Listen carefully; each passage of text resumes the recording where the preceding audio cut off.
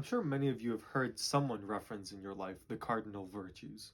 And no, these are not a list of birds and their good acts. But many of you probably have no idea what they are, and you probably have also assumed that these are strictly religious in nature. It might behoove you to know that the human virtues have been discussed for centuries upon centuries by just as many secular philosophers, if not more, than sacred philosophers. What I'm trying to say is, regardless of your view on religion, all philosophers agree with this premise that there are four major umbrella virtues that encompass all good acts a human could do. And these are important to discuss because philosophers also conclude that these are the building blocks of not just happiness in life, but a life of flourishing. Now, we've already brushed upon the intellectual virtues, wisdom, understanding, knowledge, which strengthen us in our speculative life, rational life, and life of thinking. The cardinal or moral virtues are prudence, justice, fortitude, and temperance, which strengthen us in our practical life, our moral life, our life of doing.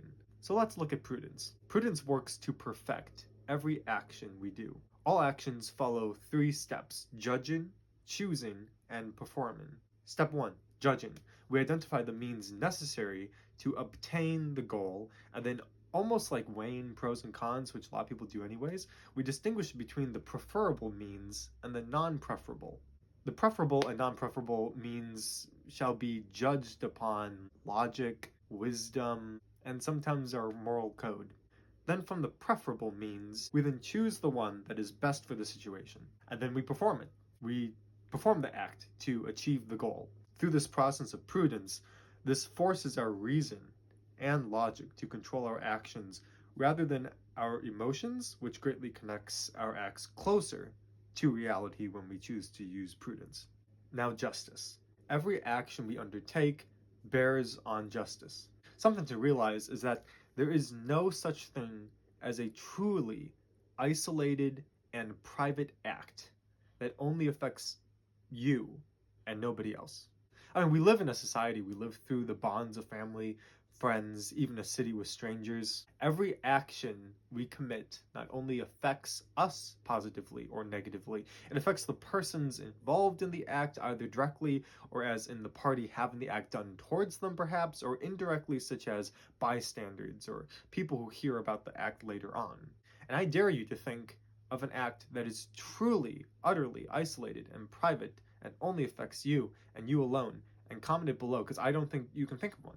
And someone might say, well, if I stay up late, eat a bag of chips, I'm just indulging myself. Sure, that might not be a healthy decision, but that only affects my health. It doesn't really affect anyone else. Yeah, but what happens when that bag of chips makes you have a bad stomach the next day, and then you're not able to, let's say, be your best at work, which affects other people and their jobs and also the customers at the job that you work at. Let's say you're not working, but let's say that you have a kid at home and they observe you eating that entire bag of chips. And although you keep telling them you shouldn't eat that much junk food, kids learn a lot from watching as, bystanders than just listening to verbal commands. But say, okay, maybe I don't work, maybe I don't have kids, maybe I'm just a bum eating chips in my apartment by myself.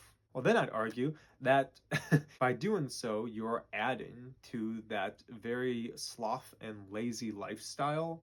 And through acts of omission, you are not contributing to society in any shape or form. If you're not working, if you're not producing anything that contributes to your neighborhood, to your city, to your family, to stuff like that, and if you're just sitting eating junk food late at night, then by choosing to do that, you are also omitting doing anything that leads to contributing to society. And thus that act is still affecting other people. Also, what do you think your parents would think? Probably makes maybe your parents sad that their child is choosing to live this type of lifestyle. You might say that's unjustly fair for them to judge you, but still, it still proves that your act is affecting someone else. Whether it's just or unjust, justice would still have it say that your actions are not private. So therefore, justice demands that every act we make is for the common good, not just your pleasure or your own good. It's for the common good. It is a disposition to affirm the other even the stranger, their due. So prudence perfects the intellect. Justice perfects the will. The remaining two perfect the passion or emotions of the human person. Fortitude perfects the irascible passions, which are hope, despair, confidence, fear, anger, or responses to difficulty in obtaining or avoiding good and evil. While temperance perfects the concupiscible passions, which are love, hate, desire, aversion, joy, sorrow. Both bring our emotions under the rule of reason through guidance and persuasion of repetition. Fortitude moderates the passion of fear, so we may remain reasonably fixed on the good that we are pursuing. If this good proves difficult or even dangerous to attain, it helps us to remain continuously towards the goal rather than giving up. This turns someone into a braver person, because a brave person isn't someone without fear, but someone who endures through their fear.